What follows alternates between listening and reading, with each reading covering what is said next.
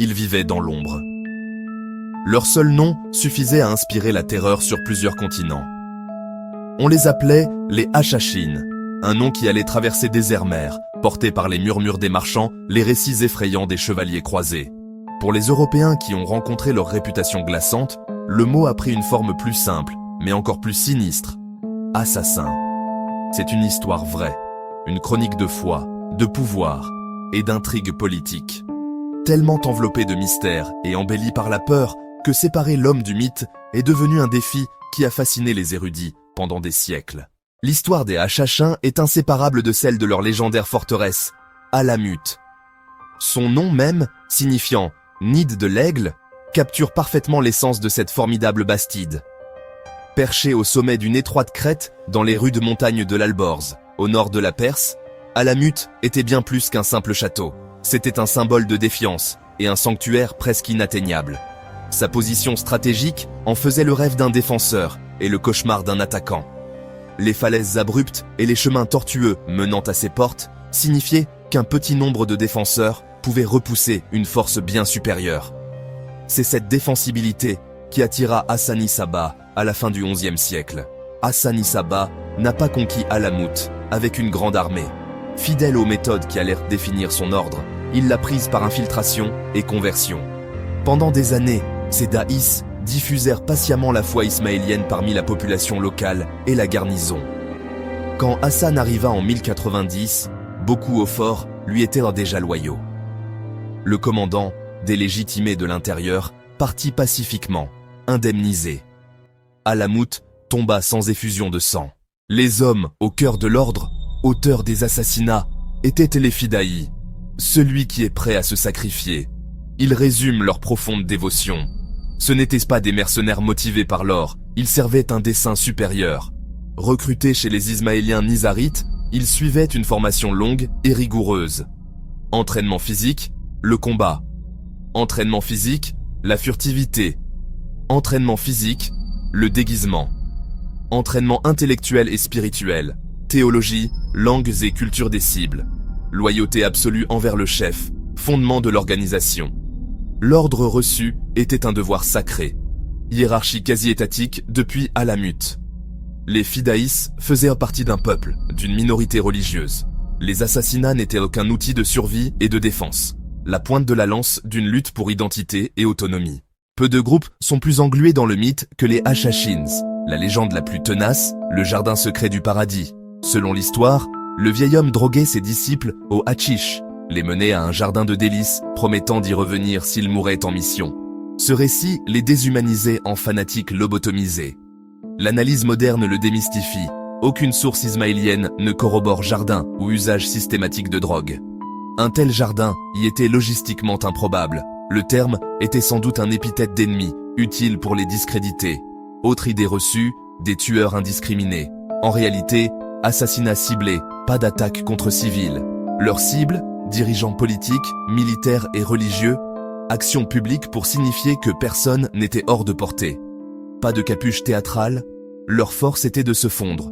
Serviteurs, marchands, érudits, gardes, avec infiltration longue, langue et coutume. La réalité, plus patiente et subtile que les légendes. Courte pause.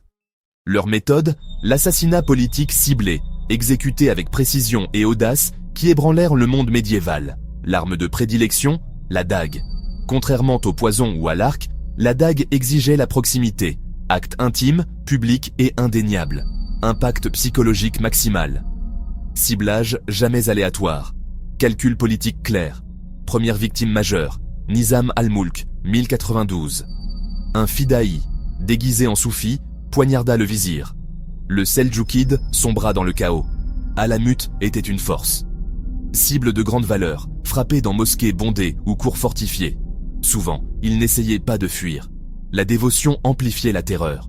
Assassinat comme art de gouverner, dissuader, éliminer, manipuler le paysage politique, négociation, tribus, alliances de circonstances.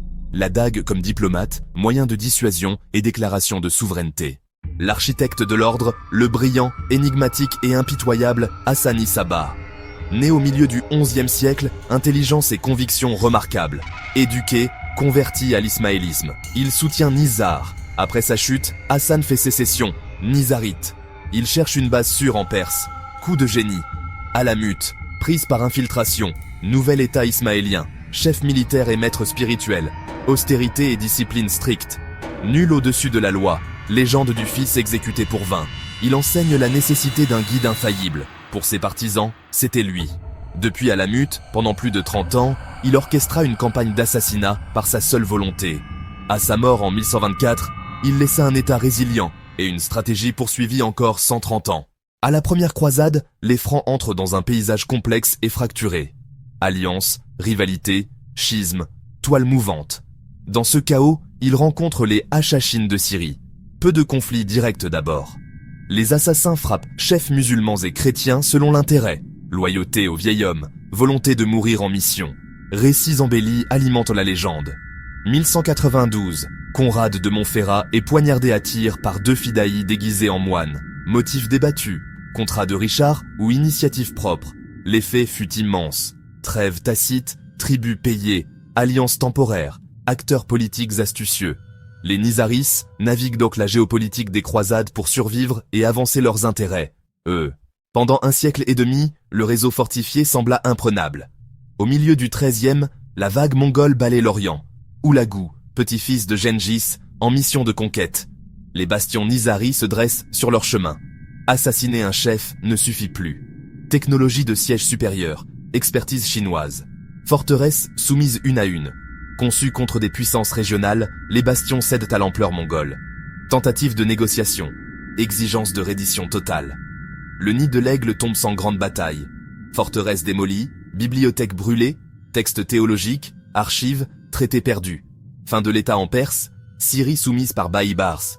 Mais les Nizaris survivent, dispersés, pratiquant en secret. Ce n'était que la fin d'un chapitre. Bien que leur forteresse soit na poussière et leur état effacé, les Hachachines ont gagné une forme d'immortalité. Leur héritage perdure, non dans la pierre, mais dans le langage. Le mot « assassin », rapporté par croisés et voyageurs. Italien, français, puis anglais. Chaque usage porte l'écho d'Alamut. Les légendes, jardins, trans, vieil homme, ont survécu au mur. Elles prospèrent en livres, films et jeux, notamment Assassin's Creed. Le Hachachine devient archétype. Agent secret, frère clandestin, tueur au code. Méthodes étudiées comme guerre asymétrique et opération psychologique, la peur plus tranchante que l'épée. Au final, dualité d'histoire et de mythe. Une communauté réelle et une construction légendaire. En démêlant les récits hostiles et les fictions modernes, on dévoile une histoire plus nuancée, de foi, de survie et du pouvoir durable d'un nom qui fit trembler le monde.